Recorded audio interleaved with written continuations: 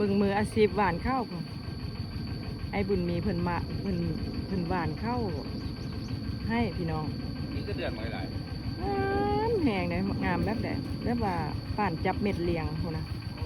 แต่ว่าเก่งนะเรื่องหวานข้าวอะนะหวานงามหวานแบบว่าก็เจ้าเคยเห็นเนาะก็เจ้าสิมีประสบการณ์เรื่องหวานข้าวป่านจับเลียนพุ่นนะ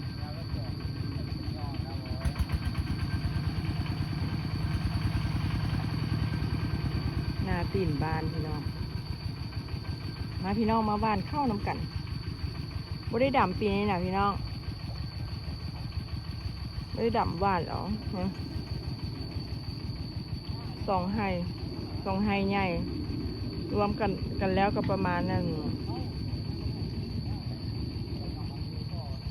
ไร่หนึ่ง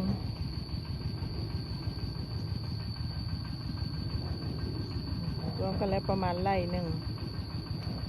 นี่ก็ได้เข้าอยู่10 ป่ายเป่าพี่น้อง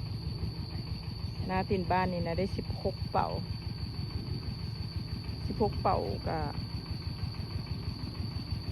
กุมแรงหนึ่งนะพี่น้องเนาะ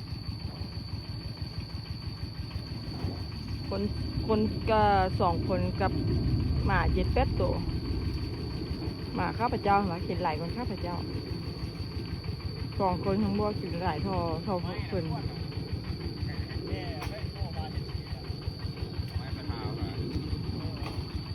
เบิ่งไอ้มีเพิ่นบ้าน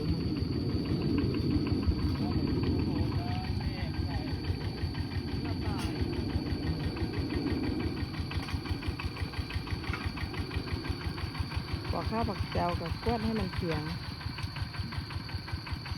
กวดให้มันเถียงกันมันเวลาบ้านเวลามันออกมามันก็จะงามเนาะบุรุษบนนนบ้านละก็งามก็เลยได้กวดมองใดมันหลุบมันนอนก็กวดก็สังสาร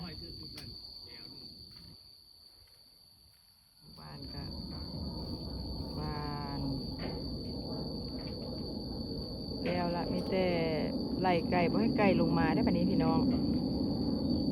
ไก่กระดื้อแหงได้ไก่ก็ได้นะเห็นเจ้าของอยู่ใส่ก็เล่นน้ำก้นไก่ก็ได้นะลงมาสับแล้วก็บอยหูขึ้นหายกับบอยหูขึ้นนี่หายไปตามไรเงี้ยเนาะพี่น้องเนาะนี่เป็นจังไดแล้วก็เสียเมื่อนี้วันที่เท่าใดที่2ที่3แล้วก็สี